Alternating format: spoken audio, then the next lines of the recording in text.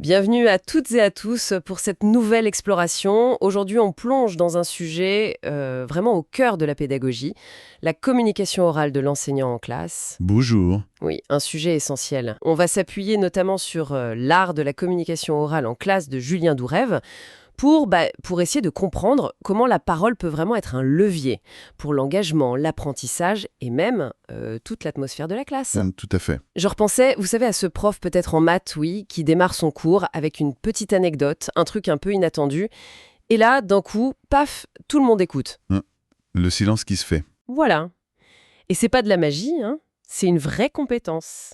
Savoir utiliser sa voix, son ton, ses mots, bon, pour expliquer, évidemment, mais aussi pour créer du lien, pour apaiser parfois, pour motiver.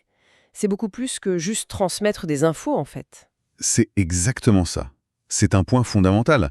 La parole de l'enseignant, faut pas la voir juste comme le véhicule du contenu. Non, c'est l'instrument principal, celui qui va orchestrer toute la dynamique de la classe. L'instrument principal, j'aime bien l'image. Oui, parce que le comment on dit les choses, le ton employé, le rythme, les silences qu'on ménage, et même les gestes qui vont avec tout ça, c'est aussi important.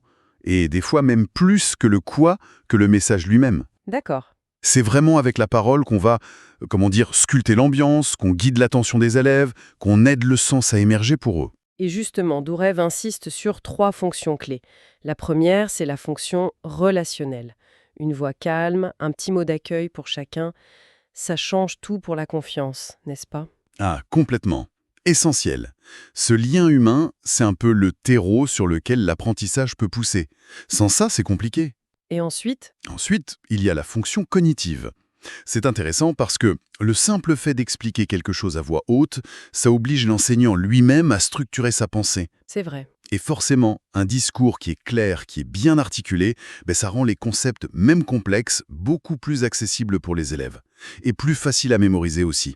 C'est une aide directe à la compréhension, quoi. Donc, la parole, c'est pas juste pour être clair, ça aide aussi activement à façonner la pensée des élèves. Tout à fait. Et ça, c'est la troisième fonction de D, la formative. C'est là qu'intervient par exemple la reformulation. Dire la même chose mais autrement. Exactement. Dire, redire, illustrer. Mais aussi poser des questions ouvertes, celles qui poussent vraiment à réfléchir, pas juste à réciter. Et même les silences. Des silences bien placés, stratégiques. Ça laisse le temps d'assimiler, de réagir. Les fameux silences. Oui. L'enseignant devient alors plus un guide en fait. Il aide l'élève à construire son propre savoir, à se l'approprier. Mais j'imagine que tout ça, ça demande du travail et ça ne s'improvise pas comme ça, hein. On parle de compétences assez précises. Ah bah oui, absolument. Douvray parle de micro-compétences, des choses très concrètes. Comme quoi, par exemple? Savoir gérer sa respiration, notamment la respiration diaphragmatique, celle par le ventre, qui donne de la puissance à la voix, mais aussi du calme. Savoir projeter sa voix sans avoir à crier, adopter une posture ouverte, pas fermée, varier son rythme de parole, maîtriser les silences, on en a parlé, choisir ses mots avec soin. D'accord, toute une panoplie. Oui, ce sont des vrais outils. Et ça demande une pratique consciente et puis de savoir s'adapter à la situation, à la classe.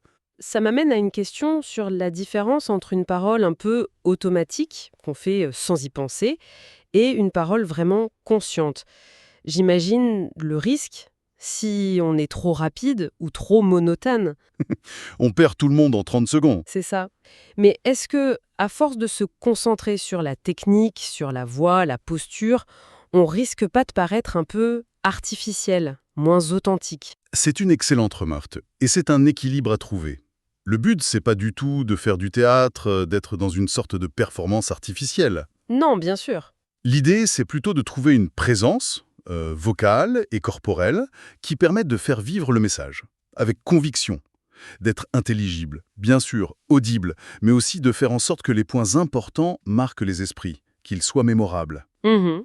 Et là, chaque mot, chaque silence, ça devient un choix pédagogique intentionnel au service de l'authenticité, justement, et de l'efficacité. Et on peut mesurer les effets, d'ailleurs. Ah oui. Vous avez des exemples d'impact concret sur les élèves? Sur l'attention et au final sur la réussite. Une voix qui module, qui change de rythme, d'intonation, ça capte et ça maintient l'attention. Une petite pause, juste 2 ou 3 secondes après avoir énoncé un théorème important, par exemple. Oui. Mhm. Ça multiplie les chances que l'info soit vraiment intégrée, comprise. Les gestes aussi, qui accompagnent, qui soulignent. Le regard qui balaie la classe, qui inclut tout le monde, même les déplacements dans la classe, s'ils sont un peu réfléchis. Tout ça, ce sont des signaux qui maintiennent l'éveil cognitif. C'est fascinant. Il y a même des recherches qui chiffrent ça. Apparemment, le fait de varier l'intonation, les gestes et même la proximité physique avec les élèves, ça peut améliorer le rappel des informations de, tenez-vous bien, 12%. 12%. C'est énorme. Oui, c'est comme si on offrait presque un point de plus sur 10, juste par la manière de parler, quoi. C'est pas négligeable du tout. Effectivement. Et sur la compréhension elle-même. Là aussi, c'est clé. Reformuler. On l'a dit. Dire, redire autrement, trouver des exemples, des analogies. C'est crucial. Adopter un rythme de parole optimal. On dit souvent autour de 140 mots par minute. Ni trop rapide pour pas saturer, ni trop lent pour pas endormir. D'accord, le juste milieu. Exactement. D'autres études, basées sur le suivi du regard, eye tracking, montrent qu'une formation spécifique sur la voix et la respiration peut réduire de 30% les moments où l'attention des élèves décroche. Ah oui, quand même. Et aussi des gestes clairs qui aident à structurer l'info, à organiser les idées. Ça pourrait augmenter la compréhension ressentie par les élèves de près de 18%. Et j'imagine que tout ça, ça doit aussi jouer sur la motivation des élèves, hein. Énormément. L'énergie qu'on met dans savoir, dans son corps, c'est perçu comme de l'enthousiasme, de l'authenticité. Et ça, c'est contagieux. Hmm. Inversement, une voix posée, calme, des gestes ouverts, ça crée un climat de sécurité. Et dans ce climat, les élèves osent plus participer, poser des questions, même prendre des risques intellectuels. C'est vraiment une boucle vertueuse. Plus d'attention, ça amène plus de compréhension. Plus de compréhension, ça amène à plus de réussite. Et plus de réussite, ça renforce la motivation. Et le moteur de tout ça, C'est la parole. c'est la parole de l'enseignant. Alors, très concrètement, si un enseignant veut améliorer ça, disons dès demain, est-ce que Dourev donne des pistes simples, applicables rapidement? Oui, il y a des choses très accessibles. Par exemple, une technique toute simple. Faire une petite pause question de 3 secondes toutes les 5 minutes environ. Juste une micro-pause pour relancer l'attention et vérifier rapidement si tout le monde suit. D'accord, ça paraît faisable. Ou alors ce qu'il appelle le triptyque geste, voix, regard, pour chaque concept ou mot-clé important. C'est simple, hein. On pointe le mot au tableau, geste, on le prononce un peu plus lentement, en articulant bien, voix, et on regarde les élèves, regard. C'est un moyen d'ancrer l'information de manière multisensorielle. Geste, voix, regard, je note. Et même une micro-routine avant d'entrer en classe. Juste prendre le temps de faire 3 respirations profondes. Le fameux 5-5-5. Inspirer 5 secondes, bloquer 5 secondes, expirer 5 secondes. Ça aide à se centrer, à calmer le trac éventuel et à stabiliser sa voix pour démarrer le cours. Des petits ajustements, mais qui peuvent faire une grande différence, on dirait. Exactement. Pour résumer, l'oral en classe, c'est bien plus qu'un simple support pour transmettre des savoirs. C'est le véritable moteur, à la fois cognitif et relationnel du cours. Maîtriser sa voix, son corps, son espace dans la classe. C'est pas juste une question de bien parler, c'est activement créer les conditions optimales pour que les élèves soient attentifs, qu'ils comprennent et qu'ils aient envie d'apprendre. C'est fondamental pour leur réussite. C'est très clair. Et ça nous amène peut-être à une dernière réflexion pour aller un peu plus loin. Au-delà de la salle de classe, finalement, comment est-ce que la maîtrise de notre propre communication orale, dans nos vies de tous les jours, au travail, en famille, pourrait influencer notre capacité à capter l'attention des autres et à faire passer nos idées avec plus d'impact? Vaste question. Une question à méditer.